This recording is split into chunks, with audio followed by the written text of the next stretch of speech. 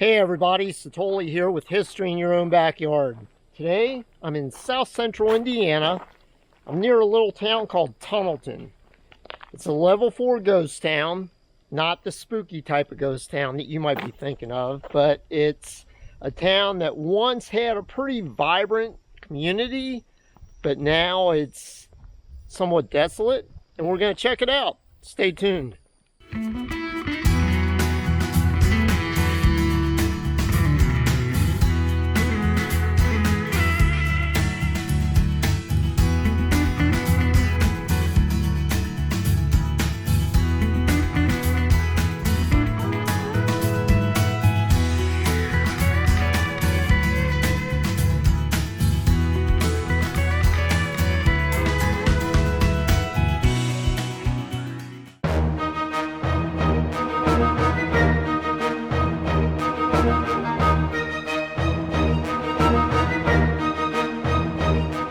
Before we get started, let's talk about the 4 different levels of a ghost town. If you've already seen my introduction to ghost towns, skip ahead to about the 4.5-minute timestamp.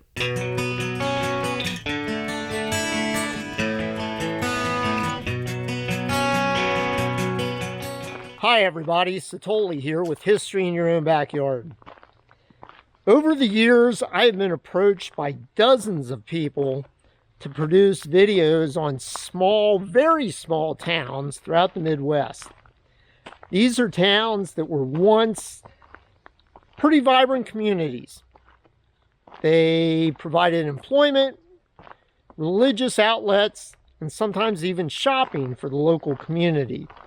But now, for whatever reason, they have shifted population-wise due to lack of employment, natural disasters, or disease. And we're going to cover some of these in upcoming videos. I tend to call these ghost towns. There's nothing spooky about these towns. They're just small towns. They're only a shell of what they were in the past. So stay tuned and we'll go over the 4 different levels of a ghost town.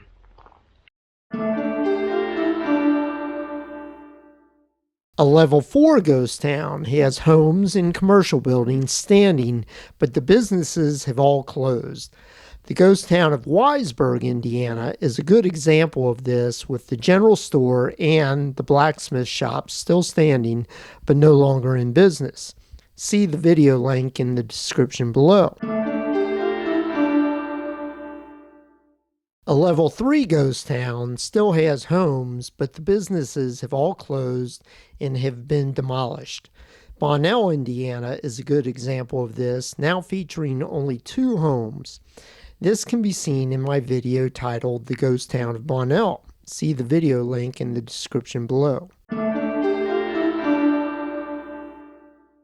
A level 2 ghost town is no longer occupied and only features the remains of the homes and businesses that were bustling with activity years ago.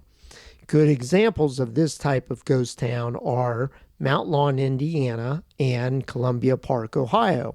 See the video links in the description below. A level 1 ghost town is completely gone. No foundations and no evidence of any human habitation. An example of this would be my video on the LaGrange Phalanx in Brushy Prairie, Indiana. See the video link in the description below. Like I said, there's nothing spooky about these towns. They're just a shell of their former self, and they're hanging on by a thread.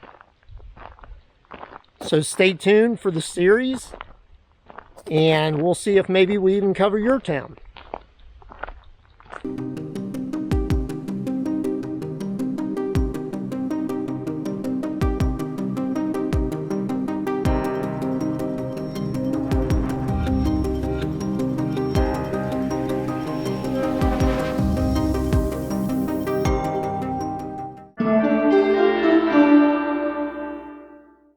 The town of Tunnelton, Indiana, located in the southeastern corner of Lawrence County, has a population of about 200 people on a good day.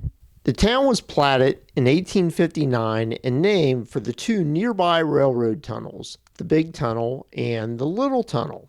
Only one tunnel still exists, but we'll get to that in a minute.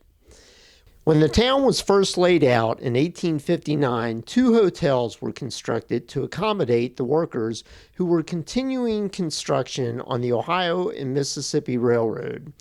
One hotel did burn down while the other hotel was eventually closed and then turned into a private residence. I don't know if that hotel that was turned into a residence still stands. If anyone out there knows, leave a comment below. The first merchant in town was Alfred Guthrie, who was reported to be the richest man in the county at the time. He operated a general merchandise store as well as the local post office. That first post office was established in 1860, and then in 1954 it was moved to its current location in this small one-room building.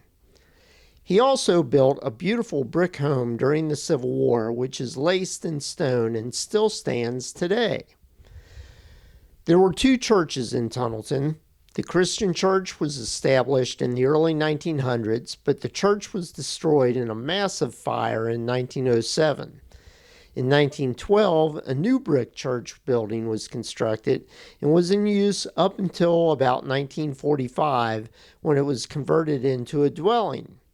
The Methodist Church was built in 1891. However, I don't think it's in use anymore. Asher Wilcox and his brother Thalus were successful in farming and cattle raising, and in 1887 they moved to Tunnelton, where they started a mercantile business. Their store also burned down in the fire of 1907. However, in 1910, Mrs. Wilcox erected a new brick store building, which is now abandoned and most likely will fall down at some point in the near future. The first doctor in the community was Hugh Kimberlin. Around 1901, telephone service was brought into the Fort Ritner and Tunnelton areas. After a few years of service, the lines began to fall down and phone service was discontinued. Around 1925, a company was formed and incorporated under the Tunnelton Telephone Company. It lasted until 1929 and then discontinued once again. In April 1952, the Indiana Telephone Corporation reestablished the service by installing an exchange in Tunnelton, although I'm not sure where that was located. A Masonic Lodge was organized in 1860, although I have no idea where that was located. If anyone watching this does know the location, let me know in the comments below. In 1898, the KFP built a two-story building. The upper story was used as a lodge room, and the lower part was used by James Brooking and Henry Clark for a boot and shoe business.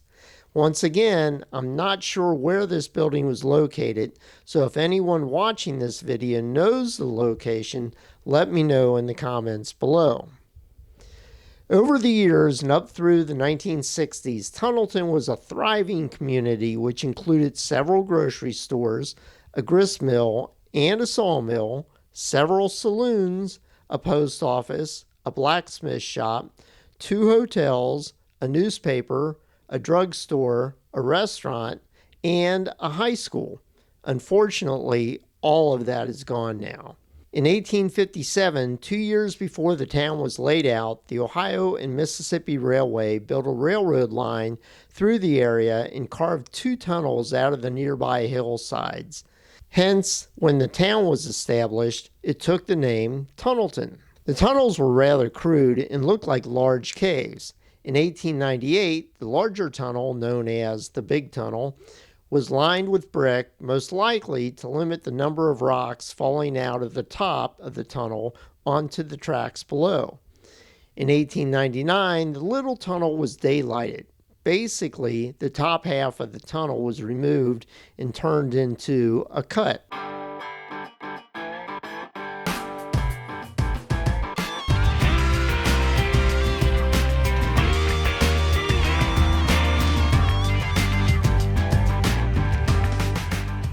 On November 13, 1907, a steam locomotive started a fire while passing through Tunnelton by igniting a nearby building with a hot ember from the smokestack.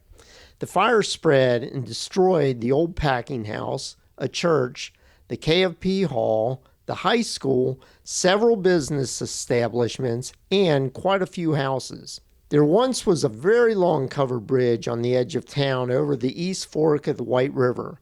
The bridge was 450 feet long at the time it was removed in 1964, and it was the second longest covered bridge in the United States at that time.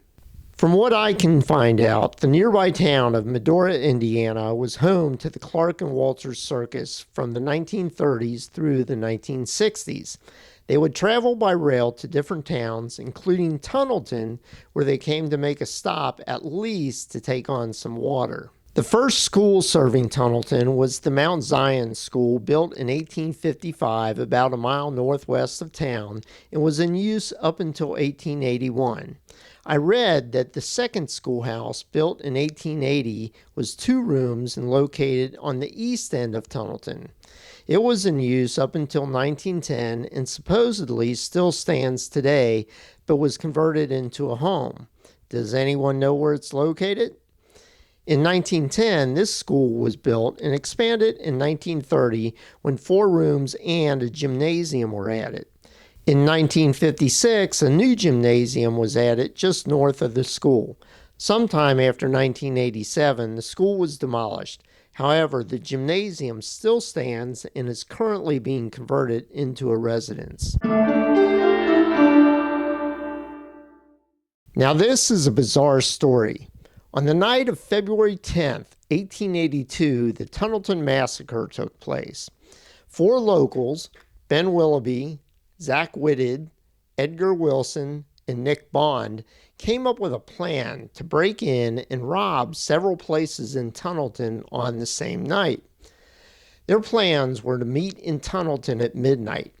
First on their list was to break into the Myers Saloon and get all liquored up. After they were feeling bulletproof, they would head over to the Browning Hotel and set it on fire. In their minds, they thought a large fire would attract everyone in town and distract the 4 from their true mission. Once the fire had been set, they would go to Alfred Guthrie's house, the richest man in town, and steal his safe. Next, they would go to Marshall Guthrie's house, Alfred's brother, and steal his safe as well. Unfortunately for the 4, word leaked out about the plan. 20 to 30 residents of the town assembled earlier in the evening and pushed a boxcar along the tracks over to where the saloon was located. They climbed in with their guns and waited for the would-be thieves. Sure enough, just before midnight, the 4 came into town and headed straight to the saloon. Once there, they broke in and took liberties with the brew inside. After some time, they came back out, but were met with the townspeople firing shot after shot. Zach Whitted was shot and killed while trying to climb out the window. Edgar Wilson was able to make a run for it, but he too was shot and killed. Nick Bond was also shot, but was still alive. After the smoke cleared, several of the men picked Nick up and took him to his mother's house, where he died the next evening. Ben Willoughby, who was standing watch outside the saloon, made a run for it when he saw the ambush go down. I'm not sure if Ben was ever seen or heard from again.